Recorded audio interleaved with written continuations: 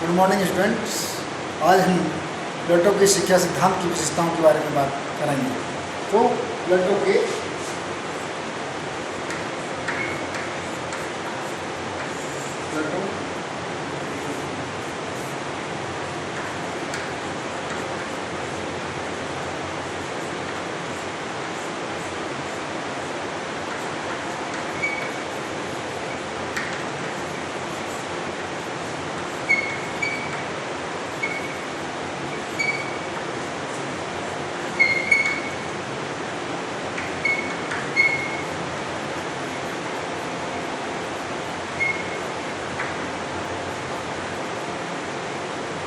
प्लेटो के शिक्षा सिद्धांत के बारे में बात करेंगे।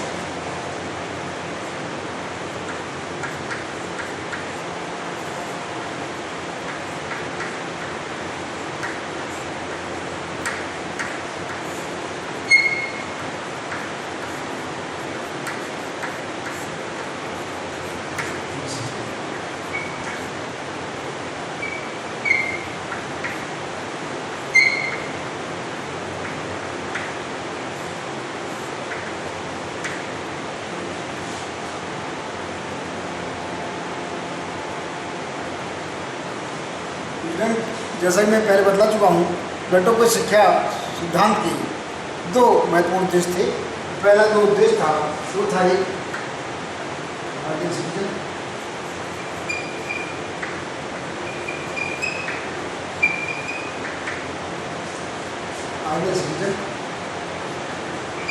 और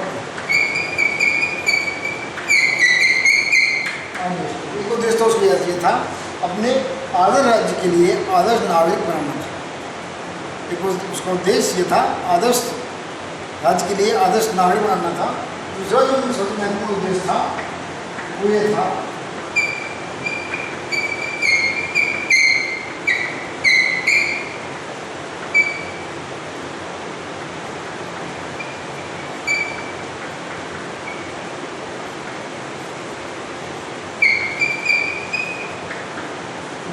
उद्देश्य था वो है एक अपने आदर्श राज्य के लिए एक दार्शनिक शासक बनाना था, एक फिलोसफी बनाना था। ये उसकी शिक्षा के महत्वपूर्ण दो उद्देश्य माने जा सकते हैं। प्लेटो की शिक्षा के दो उद्देश्य माने जा सकते हैं। अब इसकी विशेषता के बारे में बात कर लेते हैं।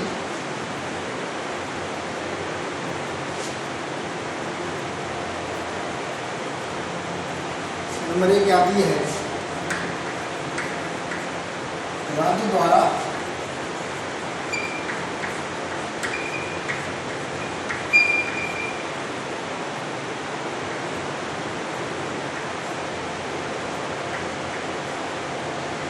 नियंत्रित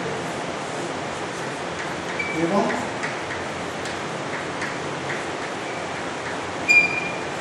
अनिवार्य।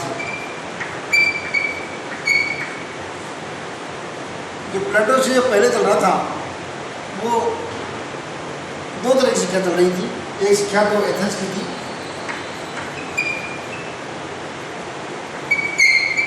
और एक स्पार्टा। तो जो एथेंस की एजुकेशन थी, प्लेटो एथेंस का रहने वाला था, और जो एथेंस की एजुकेशन थी पूरी तरह से इंडिविजुअल थी।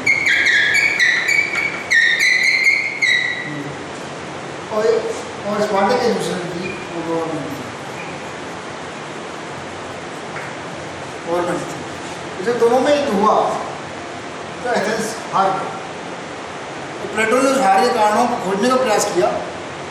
उसके पीछे जो कारण आया वो सबसे कारण आया तो वो एजुकेशन के बारे में जो विचार किया कि एथेंस में एजुकेशन प्राइवेट हाथों में थी, एक व्यक्तिगत साधन बनी हुई थी, और अमीर व्यक्ति अपने बच्चों के लिए अच्छी स्कूलों में एजुकेशन दिलाते थे और गरीब आदमी के पास शिक्षा का कोई अच्छा साधन नहीं था। परंतु स्पार्टा में देश के सभी नागरिकों के लिए कंपलसरी एजुकेशन मिली हुई थी, जिसका परिणाम ये हुआ उन नागरिकों में राजभक्ति जागृत हुई, देशभक्ति जागृत हुई, उनका एक करेक्टर बिल्डिंग हुआ और उसका परिणाम ये हुआ स्पार्टा की जीत हुई। इसलिए प्लेटो ने ये विचार था कि सभी नागरिकों को, जितने भी नागरिक हैं, सभी नागरिकों को कंपलसरी एजुकेशन मिलनी चाहिए, चाहे कोई हो इसमें चाहे आपको प्रीयूसी क्लास हो, चाहे आपकी प्रीयूसी क्लास हो,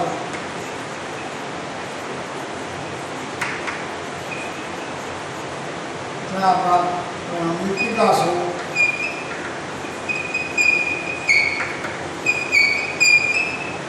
चाहे आपकी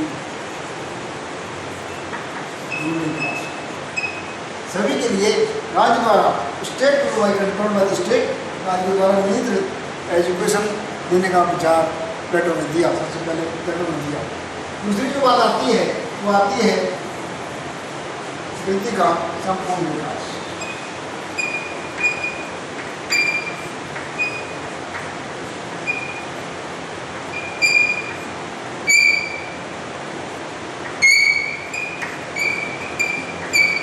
संपूर्ण व्यक्ति के संपूर्ण विकास की बात आती है। इसके बारे में व्यक्ति को उसकी एज के अनुसार, उसकी एबिलिटी के अनुसार, उसमें जो गुण प्रधानता है उनका आधार पर उनके अनुसार व्यक्ति का व्यक्तित्व का शारीरिक मानसिक विकास करने का प्रयास किया। क्योंकि जो एजुकेशन थी उसका पूरी तरह से जो उसके सब्जेक्ट थे, जो उसके विषय थे, एजुकेशन विषय थे, उनमें जो प्राइमरी लेवल पर जो विषय थे उनमें एक विषय था व्यायाम, दूसरा विषय था संगीत। प्लेटो ये मानता है व्यायाम से शरीर पुष्ट होते हैं, व्यायाम से शरीर पुष्ट होते हैं। उनको एक स्ट्रॉन्ग मैन की जरूरत थी, अपने सिटीजन स्ट्रॉन्ग सिटीजन की जरूरत थी। उसको ये व्यायाम कराने भी उसके लिए आवश्यक था। इन दोनों का उद्देश्य और संगीत से प्लेटो को यह मानना है कि संगीत के माध्यम से व्यक्ति का मस्तिष्क का विकास होता है। मस्तिष्क के लिए संगीत अच्छा है और व्यायाम शरीर के लिए अच्छा है। इन दोनों का उद्देश्य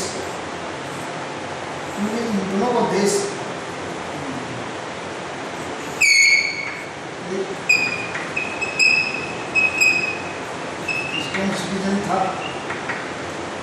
और स्ट्रॉन्ग सिटीजन मतलब स्ट्रॉन्ग आदमी से, इसलिए व्यक्ति का पूर्ण रूप से विकास करना चाहते थे वो। प्लेटो को एजुकेशन में हमें विज्ञान भी मिलता है, तर्क भी मिलता है, गणित भी मिलता है, अंग्रेजी मिलता है, व्याकरण मिलती है, ज्योतिष भी मिलता है, ज्ञान द्वंद्ववादी मिलता है, तर्क भी मिलता है। इस तरह से उनका आवश्यक सारे विषयों को अपनी संपूर्ण शिक्षा में उसमें शामिल किया। नंबर 3,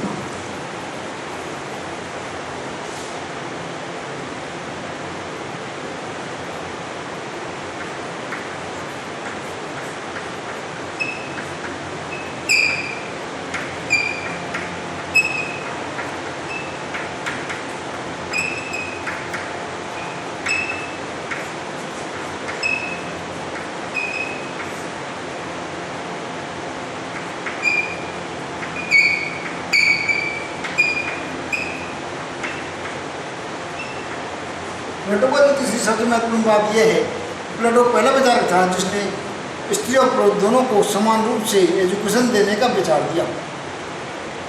प्लेटो से पहले स्त्रियों को केवल घर की चार दीवारी तक ही सीमित रखा जाता था और ये माना जाता था कि स्त्रियां घर के काम के लिए ही उपयोगी हैं। और प्लेटो को ये मानना है कि स्त्रियों की जो प्रतिभा थी वो चूल्हा और चक्की के अंतर्गत ही समाप्त हो जाती थी। इसलिए प्लेटो पहला विचारक है जिसने स्त्री और पुरुष दोनों के लिए समान रूप से एजुकेशन देने का विचार किया है। यह प्लेटो का ये विचार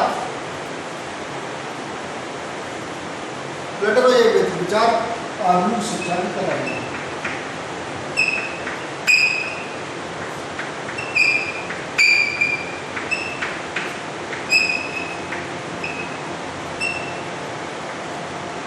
जिस प्रकार आज वर्तमान में स्त्री और पुरुष दोनों के लिए समान रूप से एजुकेशन दी जाती है, और प्लेटो ने इस बात को बहुत पहले कह दिया था कि प्लेटो का ये विचार आज की वर्तमान एजुकेशन सिस्टम की तरह है, आधुनिक शिक्षा की तरह है, दिखाई देती है। प्लेटो की एजुकेशन की जो चौथी विशेषता आती है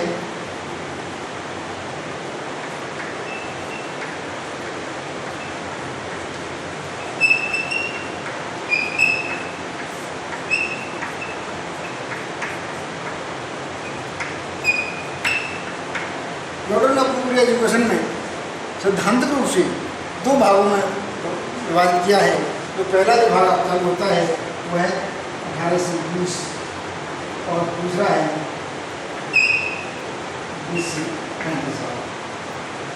पहले जो भाग आता है वो 18 से 20 तक आती है, 6 साल से, और 20 साल तक चलती है, और 20 साल से 35 साल तक। इस तरह से प्लेटो की शिक्षा व्यवस्था एक सैद्धांतिक रूप से मानी जाती है। क्योंकि जो एजुकेशन है ये वाली, ये तो सभी के लिए है, ये तो आपके सभी के लिए है, सभी के लिए है, ये तो सभी के लिए है। यहाँ आकर के बाद एजुकेशन चालू होता है, यहाँ आकर के बाद एजुकेशन चालू होता है, तो यहाँ पर एक मिलिट्री क्लास चालू होती है, मिलिट्री एजुकेशन।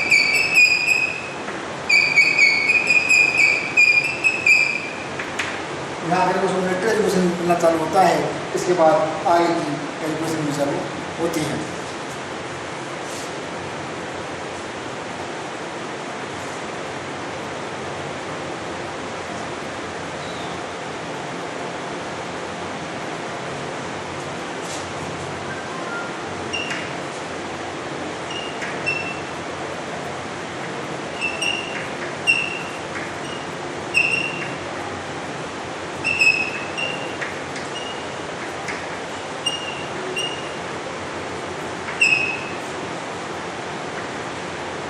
प्लेटो पहला विचारक है, प्लेटो पहला विचारक है कि नागरिकों को शारीरिक रूप से और मानसिक रूप से स्ट्रॉन्ग करना चाहता है। तो प्लेटो का ये मानना है शरीर को पुष्ट करने के लिए आपको व्यायाम करना है, और मन को पुष्ट करने के लिए आपको संगीत, गायन, नृत्य, ललित कलाएँ, मूर्ति कलाएँ, चित्रकलाएँ, साहित्य, धार्मिक शिक्षा, नैतिक शिक्षा, इस तरह की मिलना चाहिए, जिससे कि उनका मन का भी विकास होता है और मन भी पुष्ट होता है।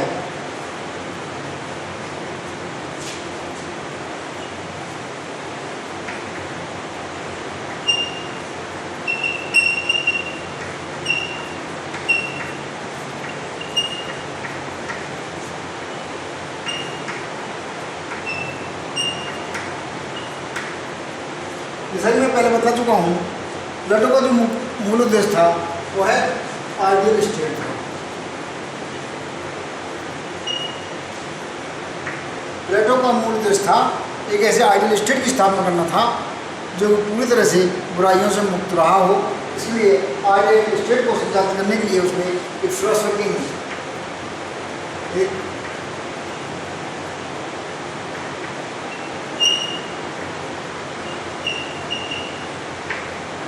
आइडियल स्टेट को संचालित करने के लिए एक फिलॉसफर किंग की बात करती है। तो प्लेटो अपने एजुकेशन के माध्यम से वो है फिलॉसफर किंग प्रणाली तैयार करता है, और इसके लिए वो है शिक्षा के दूसरे भाग, ये वाला 20 साल से 35 साल और फिर 35 साल से 50 साल तक उसको सिद्धांत और व्यवहार दोनों तरह की शिक्षा देने का प्रयास करता है, और इसमें अनेक तरह के कार्यक्रम को शामिल करता है, उसकी योग्यता के अनुसार शामिल करता है।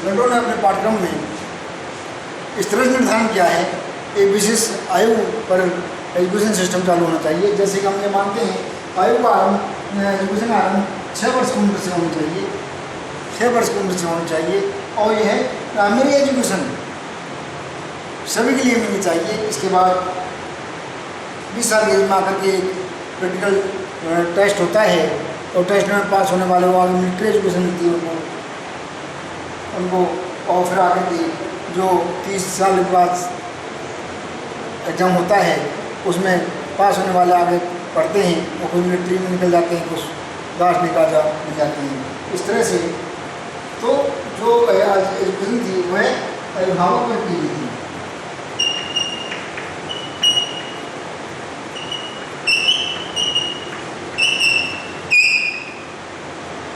जो एजुकेशन थी वह अभिभावक वर्ग के लिए थी। जो ये वाली एजुकेशन है, ये वाली 30 से 20 से और 35 वाली जो एजुकेशन है या ये वाली एजुकेशन है वह पूरी तरह से अभिभावक वर्ग के लिए ही निश्चित की गई है, क्योंकि उसका जो मूल उद्देश्य था वह है फिलोसफर किंग को फिलोसफर किंग बनाना था।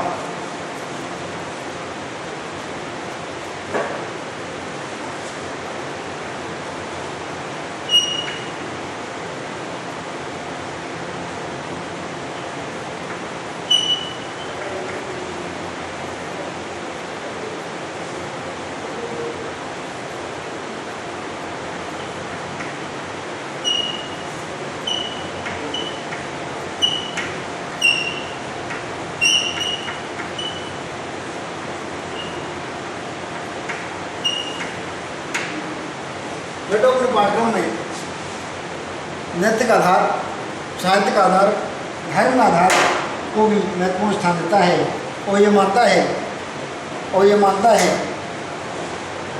कि बचपन में बालक के मन पर एक 3 सब्जेक्ट होना चाहिए, एक व्यायाम और संगीत और फिर मॉरल एजुकेशन होनी चाहिए, साहित्य के माध्यम से होना चाहिए, धर्म के माध्यम से होना चाहिए, साहित्य के माध्यम से होनी चाहिए, नैतिक कहानियों के माध्यम से होनी चाहिए। इस तरह से उनके पाठ्यक्रम का आधार नैतिक आधार था, जिससे कि बच्चे के मन में एक देशभक्ति, एक राष्ट्रभक्ति, एक सामाजिकता का विकास हो सके। जो प्लेटो से पहले जो पूरी तरह से पूरी एथेंस में जो व्यक्तिवाद छाया हुआ था, उस व्यक्तिवाद की जगह बालक के मन में और सामाजिकता के बीच डल सकें, इसलिए उन्होंने अपने पाठ्यक्रम में नैतिक आधार को बनाया। मैं आशा करता हूँ आपको कुछ समझ में आया होगा। आगे बात करेंगे।